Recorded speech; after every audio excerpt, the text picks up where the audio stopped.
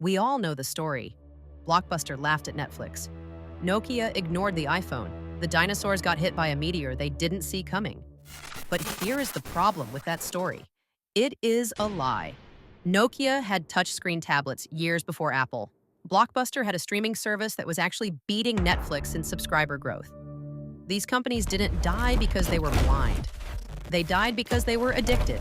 In this video, we are performing an autopsy on two of the biggest corporate corpses in history to find the specific moment their culture turned toxic. And we're going to find out which modern giants are making the exact same mistakes right now.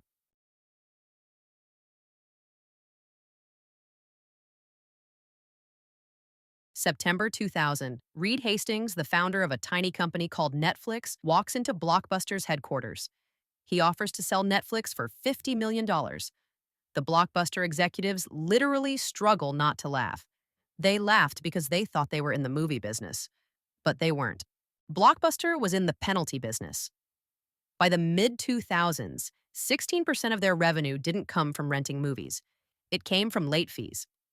That is $800 million a year in pure profit, generated by their own customers' failure. This was their point of failure, an addiction to friction revenue. This created a hostile relationship. You hated going to Blockbuster because you knew they profited when you messed up. But here's the part history forgets. In 2004, a new CEO, John Antioco, tried to get clean. He launched Total Access, a hybrid service that let you rent online and return in store. It worked.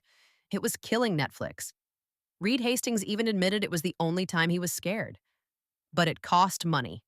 And that summoned the executioner. Activist investor Carl Icahn looked at the books. He saw the company spending money to fight Netflix and losing that sweet $800 million in late fees. He demanded they return to profitability now. He forced the CEO out, raised prices, and brought back the late fees. The board chose the guarantee of today's dollar over the possibility of tomorrow's survival. 3 years later, bankruptcy.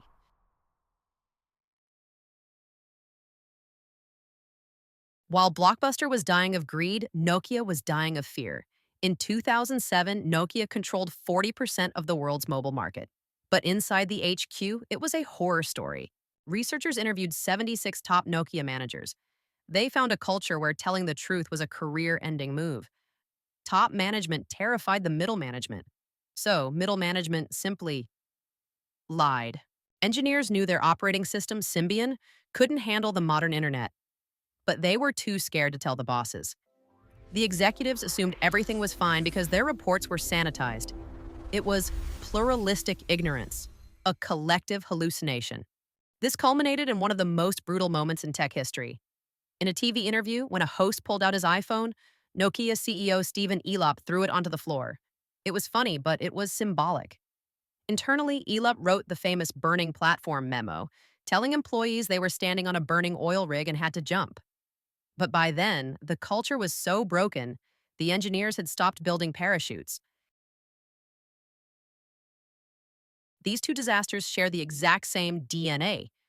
Both companies had the technology, but they viewed their old assets as a safety net when they were actually a trap. Blockbuster thought their 9,000 stores were an asset. Netflix showed them they were a liability. Nokia thought their Symbian code was an asset. Apple showed them it was technical debt. They failed because their culture was designed to protect the old thing, not build the new one. So who is the Nokia of 2024? Look at Google. They invented the technology behind ChatGPT years ago, but they didn't release it. Why? Because it threatened their late fees, their search ad revenue. History doesn't repeat itself, but it does rhyme. Capability is not enough. If your culture is built on fear or friction, you are already dead. You just haven't fallen over yet. I want to know what you think. Is Google the next Blockbuster, or is it Apple? Drop a comment below with your prediction. I'll be debating the best answers.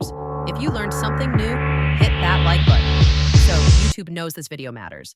Subscribe for more deep dives into the business of failures. Thanks for watching.